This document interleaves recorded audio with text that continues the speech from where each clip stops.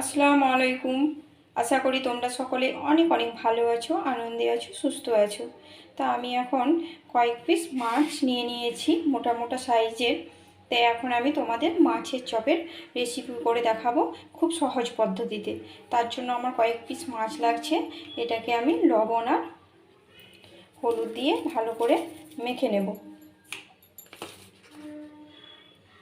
দিয়ে দিলাম লবণ, দিয়ে দিচ্ছি হলুদ। তারপর এটাকে আমি ভালো করে ভেজে নেব। এটা অবশ্য কাঁচাও করা যায়, মানে কাঁচা বলতে এটাকে সেদ্ধ করে করা যায়। তো সেদ্ধ আমার খুব একটা ভালো লাগে না, তাই আমি ভেজেই করি। আর এই মাছ আমি অবশ্য এটা দেখতেই পাচ্ছ মাছের পিস নিয়েছি।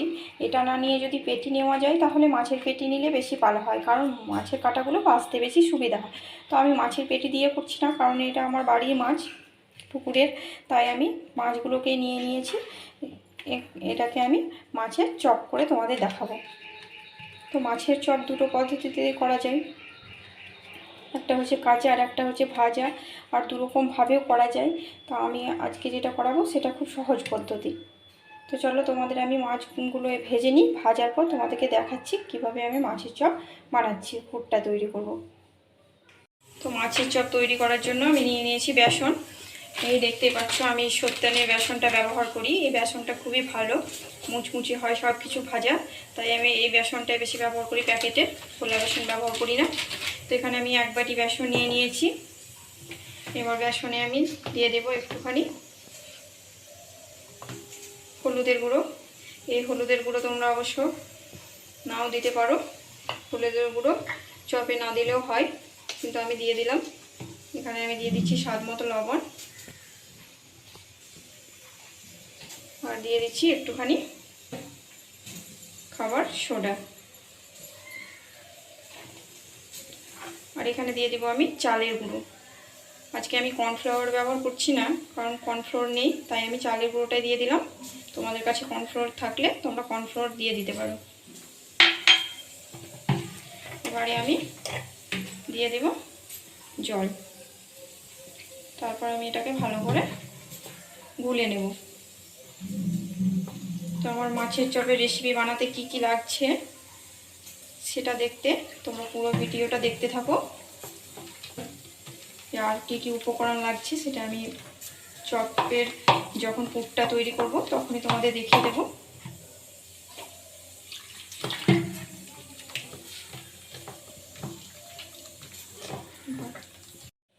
তো এবারে আমি দিয়ে দেব কালো জিরে। এই কালো জিরেটা দিয়ে আমি তেলে ভাজা ভুজি যখন করি তখনই কালো জিরেটা দিয়ে দিই, কারণ কালো জিরে শরীরের জন্য খুব উপকারী, আর ভাজার সময় দেখবে কি সুন্দর একটা সুগন্ধ বেরোয়। তো দুটোই কাজে লাগে। আর দিয়ে দিচ্ছি আমি একটুখানি তেল। এবারে এটাকে আমি মেখে নিচ্ছি।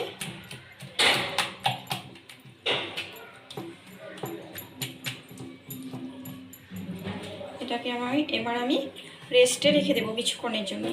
এই বেসন খুলে যতক্ষণ রেস্টে বেশি রাখা যায় তেলে ভাজা কিন্তু ততটাই মুচমুচে হয়। এটাকে আমি রেস্টে রেখে দিলাম। আর এদিকে আমার মাছ ভাজাও কিন্তু রেডি হয়ে গেছে। এই মাছ ভাজাগুলোকে এবার আমি একটুখানি বেছে নেব, কাঁটাগুলো ফেলে দেব। তো এই মাছ তো আমার বাছতে অনেকটাই সময় লেগে যাবে, তাই মাছগুলো আমি বেছে নিই, তারপরে তোমাদের আমি পুরটা দেখাচ্ছি। তো সব মাছগুলোকে আমি বেছে নিয়েছি। মাছটা কিন্তু আমার বেছে একেবারে রেডি হয়ে গেছে। এবার এটাকে আমি পুর বানাবো। এদিকে আমার কড়াইয়ের তেলও গরম হয়ে গেছে। দিয়ে দেব 1 বাটি মতো পেঁয়াজ কুচি। পেঁয়াজ কুচি যেটাকে কেটে রেডি করে রেখেছিলাম, দিয়ে দিচ্ছি পেঁয়াজ কুচি। পেঁয়াজ কুচিটাকে একটুখানি ভালোভাবে ভেজে নেব।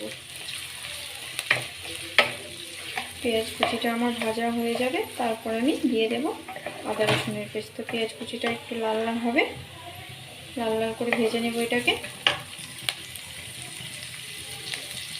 তো এদিকে আমার পেঁয়াজ ভাজাটা কিন্তু হয়ে গেছে প্রায় অনেকটাই। এবার দিয়ে দেব আদা রসুনের পেস্ট 1 চামচা মতো। এখানে দিয়ে দিলাম আদা রসুনের পেস্ট। আদা রসুনের পেস্টটা দেওয়ার পর একটুখানি কষিয়ে নেব। তারপর দিয়ে দেব 1 চামচা হলুদের গুঁড়ো।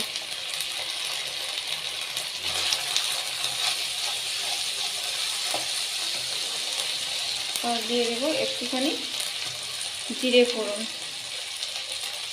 গোটা জিরে। এটা আমি অবশ্য আগে দেওয়ারই কথা, কিন্তু এটা ভুলে গেছিলাম, তাই এক্ষুনি দিয়ে দিলাম।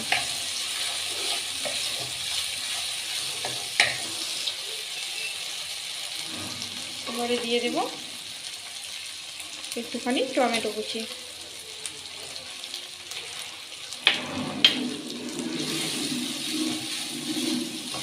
তারপরে এটাকে আমি একটুখানি কষিয়ে নেব। তারপরে দিয়ে দিচ্ছি 1 চামচা ধনে গুঁড়ো আর 1 চামচা জিরে গুঁড়ো।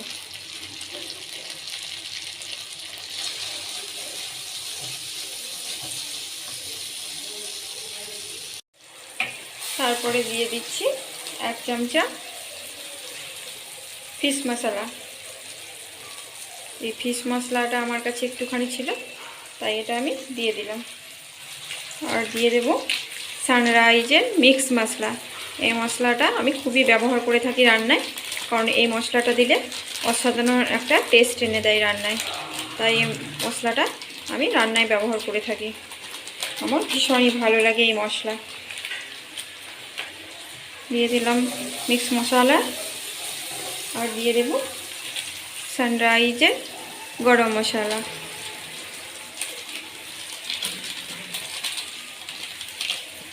এখানে গরম মশলা কিন্তু আমি অনেকটাই ব্যবহার করলাম, তাহলে মাছের গন্ধটা থাকবে না। যারা মাছ পছন্দ করে না তাদেরও অবশ্যই ভালো লাগবে। এবারে আমি একটুখানি নেড়ে চেড়ে নিচ্ছি। তারপরে দিয়ে দিব আমি এই যে মাছটাকে বেছে রেডি করে রেখেছিলাম, সেই মাছটা দিয়ে দিচ্ছি। এবারে এই মাছটাকে আমি এতে দিয়ে দেব কড়াইয়ের মধ্যে। পুরো মাছটাকে দিয়ে দিলাম। এবার এটাকে ভালোভাবে নেড়ে চেড়ে নিব। আর একটুখানি আমি আলু সেদ্ধ করেছিলাম, তাই আলু সেদ্ধ দিয়ে দেব।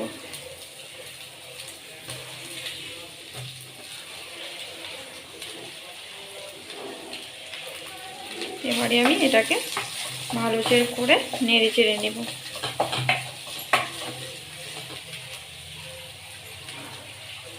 আর দিয়ে দেব 1 পিস লেবু গেলে। তো দিয়ে দিচ্ছি 1 পিস লেবু গেলে দিয়ে দিলাম রসটাকে। এবারে দিয়ে দেব 1 বাটি মতো ধনেপাতা কুচি।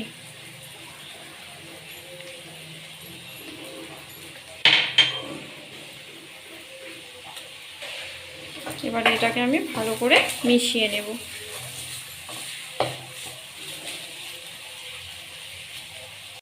তো ভালোভাবে আমার মেশানো হয়ে গেছে।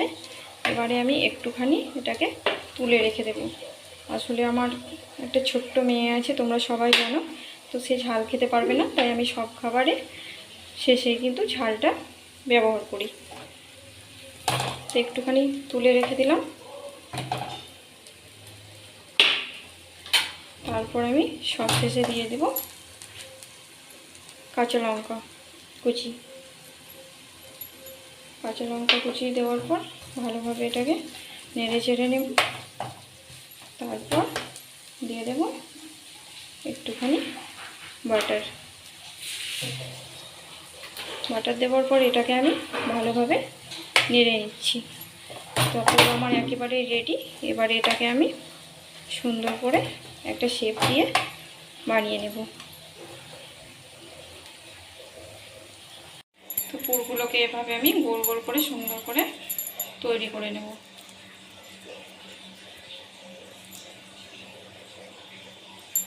প্রত্যেকটা চপকে আমি এভাবে রেডি করে নেব।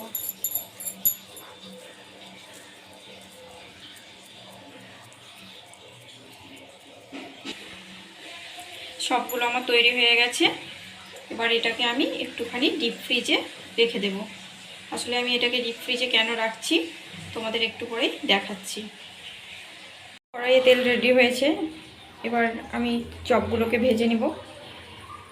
এগুলোকে ফ্রিজে রেখে দিয়েছিলাম, ডিপ ফ্রিজে 10 মিনিট মতো। আসলে যারা নতুন চপ বানাতে একেবারে পারে না, বা চপ বানানোর সময় বেসনে দেওয়ার পর ভেঙে যায়, তাদের জন্য এটা ফ্রিজে রাখলে দেখবে অনেকটা আলুটা শক্ত শক্ত হয়ে যায়, তাদের বেসনের সঙ্গে ডোবালে কিন্তু ভাঙে না। সেই জন্য এটাকে আমি রেখে দিয়েছিলাম। তো এবার আমি চপগুলোকে দিয়ে দেবেন।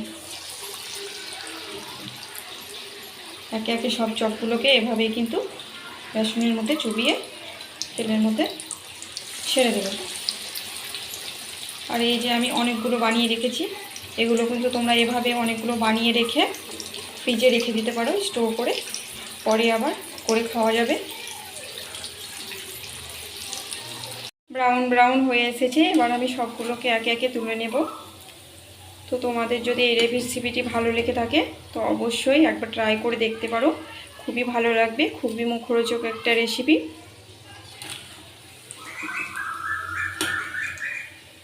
তো মাছের চপ আমার একেবারেই রেডি। দেখতে পাচ্ছ কত সুন্দর হয়েছে, ঠিক দেখতে যতটাই সুন্দর খেতে ঠিক ততটাই টেস্টি। এটা একটা মুখরোচক টেস্টি মাছের চপ। তো আর সঙ্গে নিয়ে নিয়েছি আমি ধনেপাতা পুদিনা পাতার মিক্স চাটনি আর টমেটো সস, এই দুটো দিয়েই আমি পরিবেশন করব। তো ইফতারের সময় এটাকে আমি সবার সঙ্গে পরিবেশন করব। এভাবে তোমরা একদিন মাছের চপ বানিয়ে দেখো, অবশ্যই তোমাদের ভালো লাগবে। আর ভালো লাগলে চ্যানেলটিকে অবশ্যই সাবস্ক্রাইব করো, লাইক শেয়ার কমেন্ট করতে ভুলো না। দেখা হচ্ছে নেক্সট ভিডিওতে। আল্লাহ হাফেজ।